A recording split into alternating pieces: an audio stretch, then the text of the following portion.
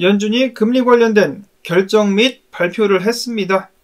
결론은 수많은 사람들이 예측을 했었던 대로 금리 동결, 연준 같은 경우 인플레이션 2% 목표 달성을 뒷받침하기 위해서 기준금리를 동결하기로 결정했다라고 그는 밝혔습니다.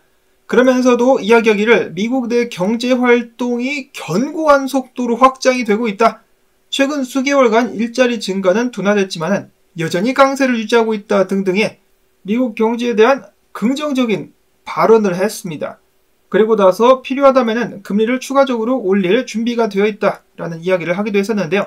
실제로 FOMC에 참여한 위원들의 금리 전망을 보여주는 점도표를 봤을 때 과반수 이상의 의원들이 올해 한 차례 추가적인 금리 인상이 나올 수 있다라고 예측을 했다라고 합니다. 그래서 이번에 금리 인상 중단 발언 같은 경우는 매파적 동결이다라는 표현이 나오고 있는 상황. 참고로 제롬 파월 같은 경우는 2027년도까지 경제 침체가 없을 것이다 라고 예측을 했습니다. 자, 2027년도까지 경제 침체가 없다. 그리고 굉장히 부드러운 연착륙을 예상을 해본다.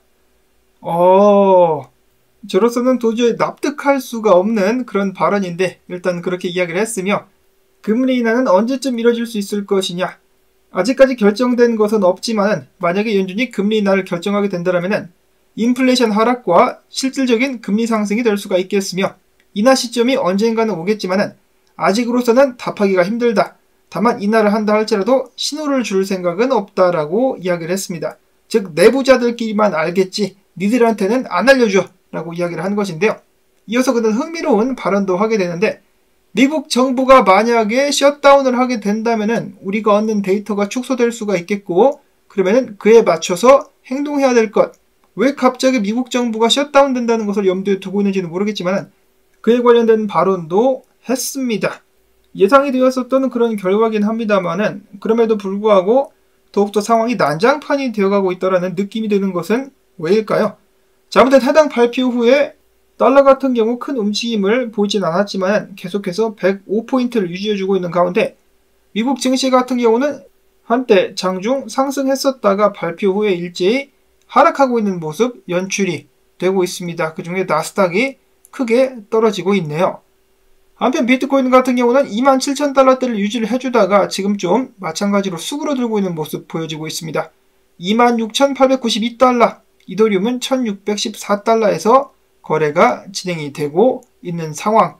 이어서 소식으로 넘어가기 전에 미국 및 유럽에서 계속해서 불법 이민자들에 관련된 문제가 대두되고 있습니다.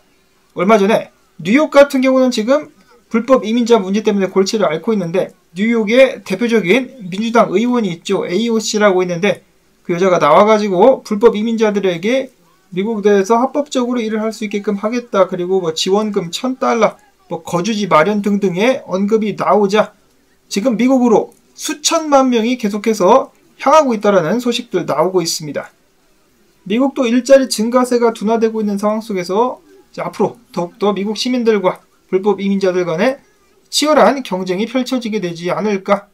그리고 얼마 전에 이탈리아의 작은 섬, 인구가 6,000명가량 되는 이 섬에 8,000명이나 되는 아프리카인들이 하루아침에 몰려들었다라는 소식 전해드렸었는데요.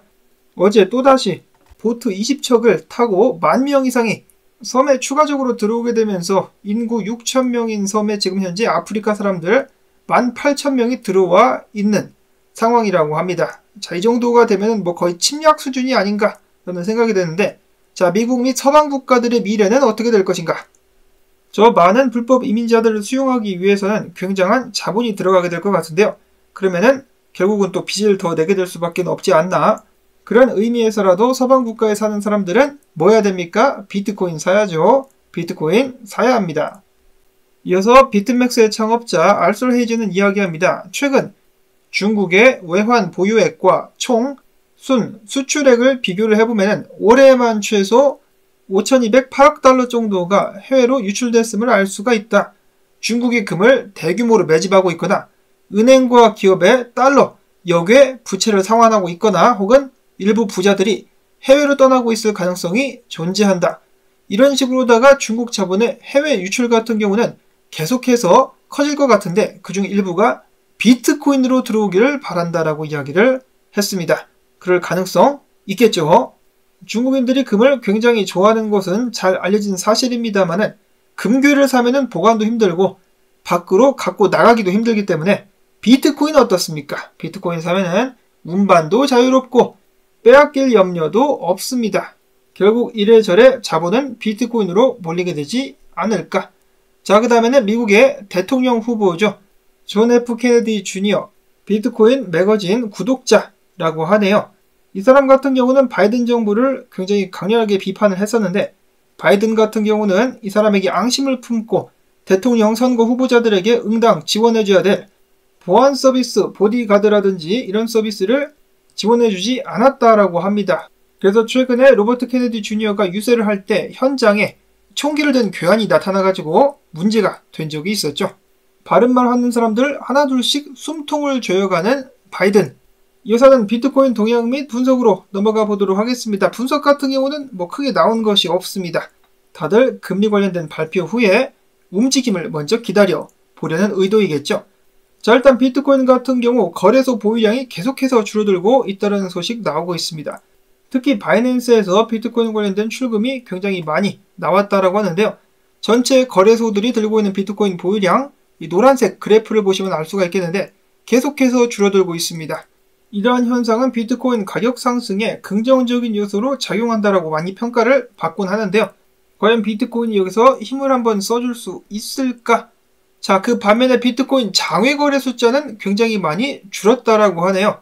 지난 30일 동안 장외 거래 같은 경우는 하루 평균 11건밖에 일어나지 않았었다라고 합니다. 이는 굉장히 낮은 수치로서 현재 시장은 아직 대규모 자금 유입 단계를 시작하지 않은 것으로 보인다라고 21쉐어스의 연구 책임자는 밝혔습니다. 9월에 대규모 하락을 많은 사람들이 예상을 했었는데 지금까지는 비트코인이 굉장히 잘 버텨주고 있죠. 힘든 시기를 버티고 10월 달에는 반등을 이어나갈 수 있을까? 암호화폐 관련된 서비스를 제공하는 매트릭스 포트 같은 경우는 그럴 수 있다라고 점치고 있었습니다. 10월 달에 급등, 연말까지 37,000달러까지 상승할 수 있을 것이다. 비트코인이 9월에는 역사적으로다가 죽을 수 없지만은 지난 9년 동안에 10월 같은 경우 비트코인이 상승을 경험했었던 경우가 7번이나 있었으며 평균 수익률이 20%에 달하는 등 강세를 보여왔었다. 비트코인 같은 경우는 또한 최근 새로운 상방향 브레이크아웃 신호를 보였는데 이 신호가 나타났을 때 비트코인 가격은 단기간에 평균 9% 이상 상승을 해버렸었다. 또한 10월에 또 다른 잠재적 상승 촉매제로 비트코인 현물 ETF 승인 마감일이 있기 때문에 다시 한번 기대를 해볼 수가 있겠다라고 이야기를 했습니다. 9월달에 비교적 그래도 잘 버텨주고 있는 비트코인, 10월에 영화 같은 반전 드라마를 쓸 수 있을 것인가? 개인적으로는 미국의 10월부터 시작되는 학자금 대출 상환 때문에 이번 달보다 다음 달이 더 위기가 되지 않을까라는 생각도 해보는데요. 자, 물론 제가 틀리기를 바랍니다. 그리고 가능성은 적지만은 SEC가 현물 ETF 하나라도 승인해주면은 얼마나 좋을까? 그러면 또 다른 이야기가 전개될 수가 있겠죠. 자, 한편 미국 달러 같은 경우는 골든 크로스를 지금 내려고 하고 있습니다. 비트코인은 데드 크로스가 나왔는데 이 달러는 골든 크로스. 그 동시에 달러 저항에 부딪혔음에도 불구하고 계속해서 버티면서 위로 쏠려고 하고 있는 모습 이어지고 있습니다. 이러한 달러의 강세는 당연히 위험 자산들에게는 좋지 않게 작용을 하게 되는데요. 얼마 전에 엔비디아의 CEO가 자사 주식을 줄기차게 던진다라는 소식 전해드렸었는데 엔비디아 지금 계속해서 가격이 빠지고 있으면서 일본 기준 50일 2평 아래까지 떨어지고 있습니다.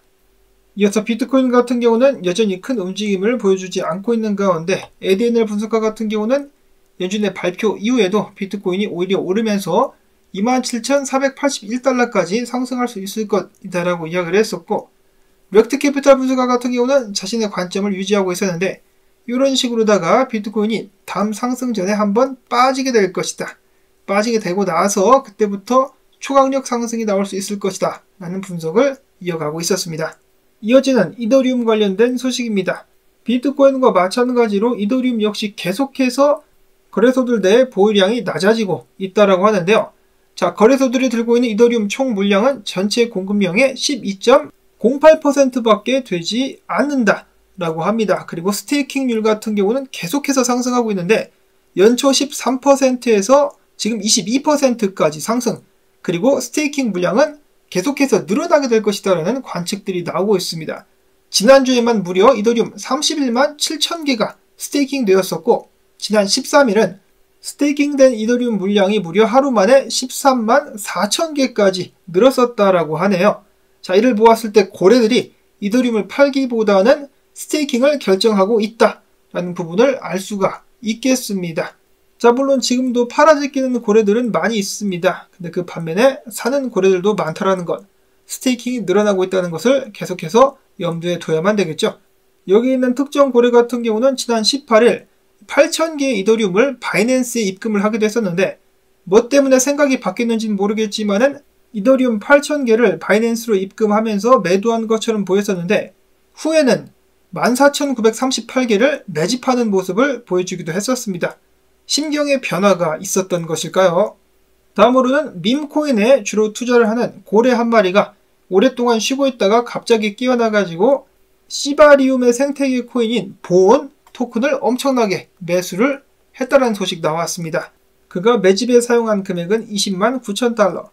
고래 규모치고는 별거 아니다라고 말씀하실 분들도 계실 것 같습니다만은 밈코인에 투자하는 금액치고는 상당한 편이라고 볼 수가 있겠죠. 스바이누 및 스바리움의 미래에 베팅을 걸었다. 다음으로는 옵티미즘, 코인베이스 레이어2의 주축이 되는 옵티미즘인데, 옵티미즘 재단이 최근에 1억 1,900만 개의 토큰을 덤핑했다라는 소식이 나오면서 공분을 사고 있습니다. 이어서는 지나가다 보게 된 차트, 제니라는 분석가 같은 경우는 토큰 NMR 같은 경우 상승을 기대할 수 있다라고 이야기를 하고 있는데요.